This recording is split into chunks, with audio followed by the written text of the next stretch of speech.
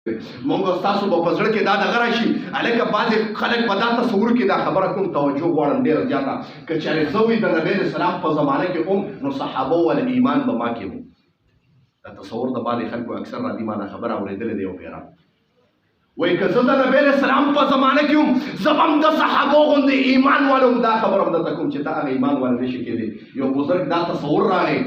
که د صحابو په زمانه کې هم داسې ایمان به زما مو لکه څنګه چې د صحابو د نبي اسلام په باره کې وایي شپې نه مې خوب ولید توجه غواړم ډېره زیات وده شوې خو نه وده شوې نو بندو مې درته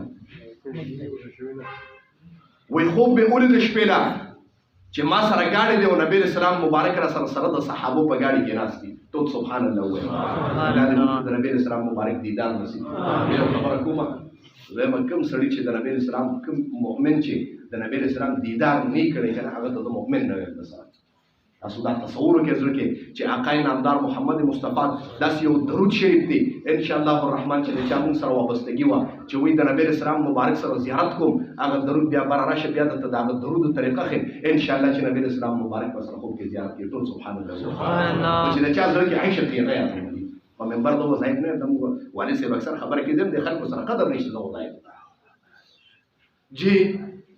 وی خوب مې ولید چې نبی اسلام مبارک سره ګاډي کې ناست یم سره د صحابو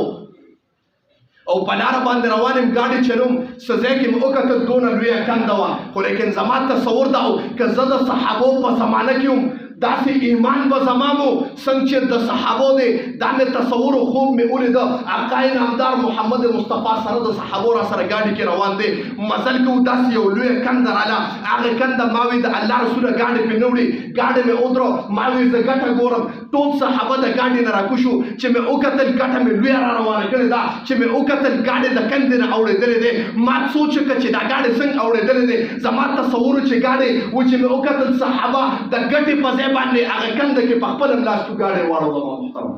ټول سبحان الله ما وی چې دا سوچ په بیان کوم چې د ایمان د صحابه غوندې ایمان به زه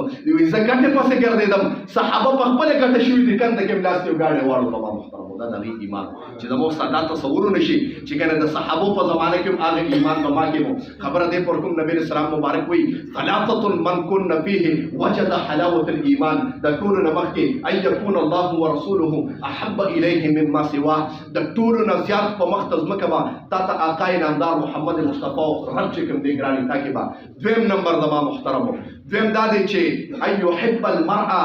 لا يحبه الا الله چې ته به یو مسلمان سره محبت کې صرف اور صرف د الله د رضا لپاره اوس که فواد ما سره مینه کوي نو دوی به دا تصور کوي چې زما د کاري صاحب نه څه نه لري فایده ده که فایده نه لري بیا جومات ته نه راځي ډېره روانه وشو که فایده مې ته نشته بیا نه ورځم که زما ته فایده د تعویض او ساعت شته مولوي صاحب له راځم زما دا تصور دی چې د بچي نکاح پې تړم مولوي صاحب له راځم زما دا تصور دی چې خپل مړی به پې کندې ته غورځوم بیا مولوي صاحب له راځم ورنه مولوي صاحب نه پېژنم بخیر وسلم کوم زما محترم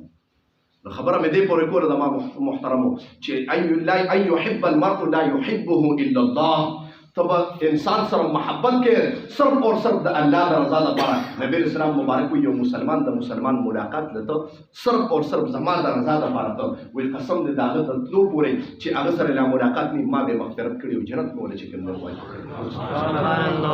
الله دې ممکن للهیت د الله رضا پیدا کړي د ما او دریم چې کوم دی بل دریم د چا چې مینه یې زړه خبره ده ته بیا ثلاثة من كن فيه وجد حلاوة الإيمان لومبې د ټولو نه مخکې چا چې دا دوه ماته وور ځان ته ټیم کړو دریم به مو